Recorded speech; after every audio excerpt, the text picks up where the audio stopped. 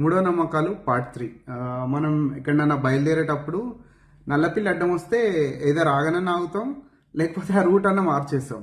So దీని వెనకాల ఉన్న రీజన్ మనకు ఎందుకు చెప్పిర్రు అని మనం చూసుకుంటే, అప్పట్లో గుర్రం బండ్లు లేకపోతే ఎడ్ల బండ్లు ఉంటుండే.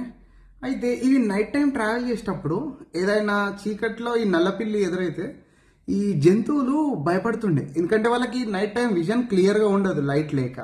అయితే ఇది నల్ల పిల్లి కాకుండా ఇంకా వేరేలాగా ప్రొజెక్ట్ అవుతుంది యానిమల్స్కి. సో ఆ టైంలో వీళ్ళు బండి ఆపాలి.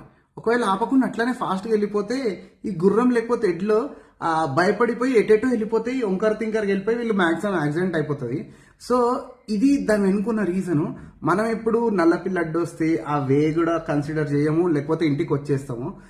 మన దగ్గర కాదు, ఇంకా వెస్టర్న్ కంట్రీస్లో చాలా ఎక్స్ట్రీమ్గా ఉంది ఈ నల్లపిల్లిది.